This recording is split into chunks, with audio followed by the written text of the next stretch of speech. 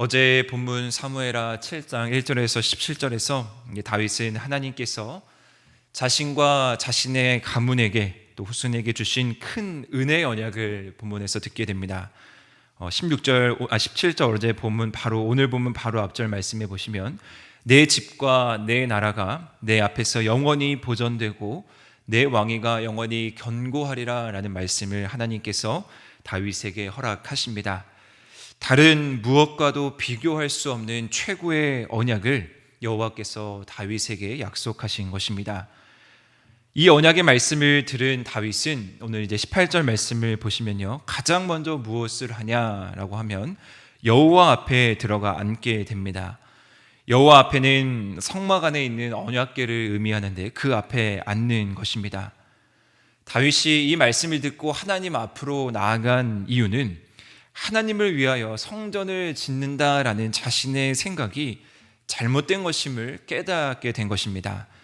즉 이 말은 이제 내가 하나님을 위해서 무엇을 해보겠다라는 그 시도를 포기하는 것이고요, 다윗은 무엇을 하는 것이 중요한 것이 아니라 지금 당장 내가 언약의 하나님 앞으로 나아가는 것이 중요하구나라는 것을, 그 사실을 다윗을 깨닫습니다.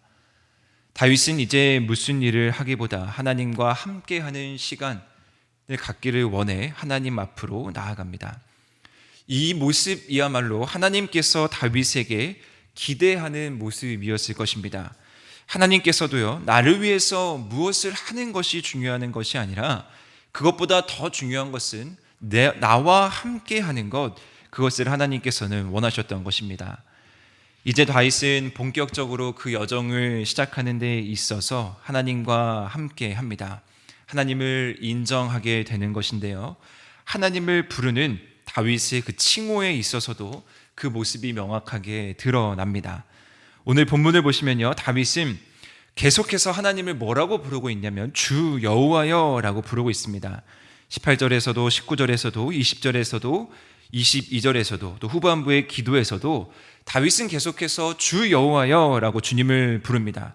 이 주 여호와여 라고 부르는 다윗의 이 고백에는 이제 하나님의 놀라우신 그 주권을 인정하고 하나님 앞에서 진실함과 또 하나님에 대한 경외감이 표현되고 있다라는 것을 살필 수 있습니다.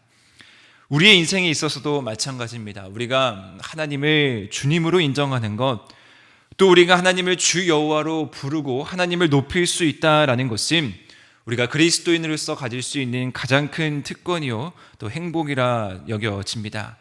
우리가 주 여호와를 부를 때 그것은 우리가 자연적으로 우리의 낮아짐, 우리의 겸손함이 그 가운데 들어 있고요, 하나님의 우리의 삶을 통치하시고 하나님이 우리의 삶을 다스리신다라는 고백이 그 가운데 들어 있습니다. 앞으로 다윗의 모습 가운데에서 또한 이러한 모습들이 잘 펼쳐지게 됩니다. 다윗은 이제 겸손하게 하나님께 묻게 됩니다. 18절 하반절인데 나는 누구이오며 내 집은 무엇이기에 나를 여기까지 이르게 하셨나이까? 내가 무엇이기에 나를 지금까지 인도해 주셨냐라는 것입니다. 오늘 찬양의 고백처럼 보잘것없는 나에게 어떻게 하나님 한없는 은혜를 베푸십니까? 라는 그 사실에 근거해서 다윗은 계속해서 하나님을 찬양합니다.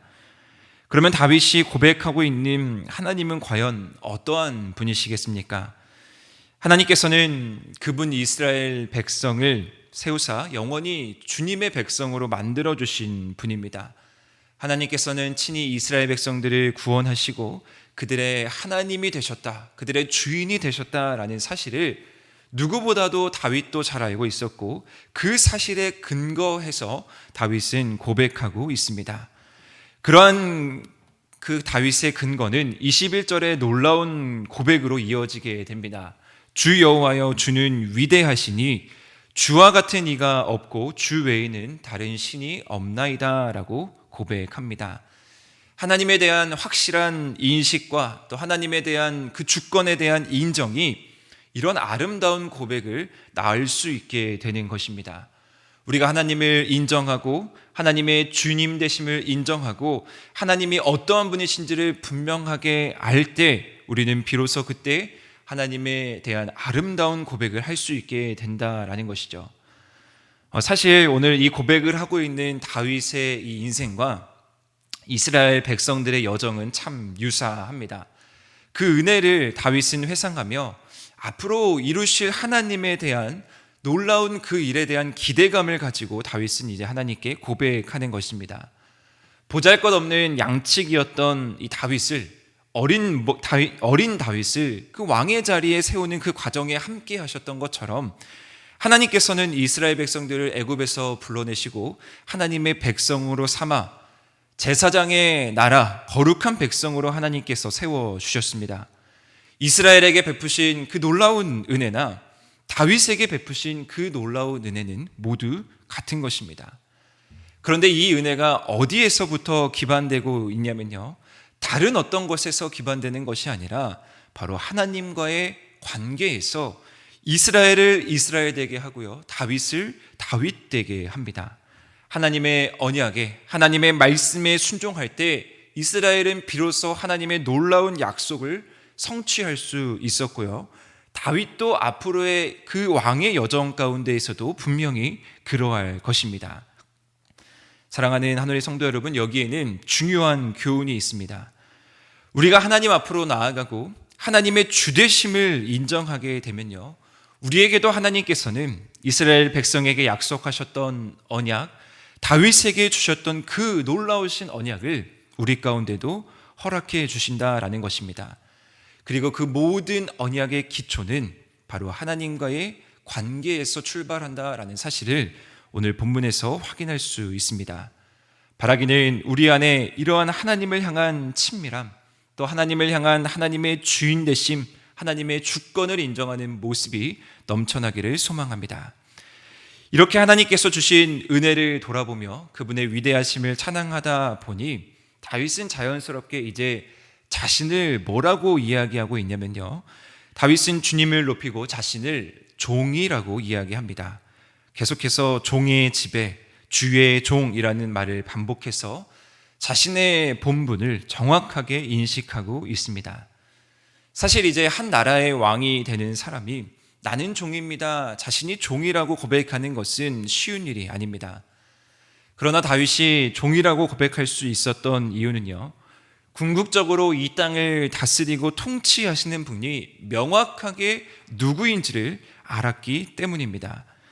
후반부에 다윗이 드리는 간절한 기도를 보면요, 25절부터 나와 있는데요, 자신을 그냥 종이라고 하지 않고요, 그 앞에 항상 뭐가 붙어 있냐면 주의라는 말이 붙어 있습니다.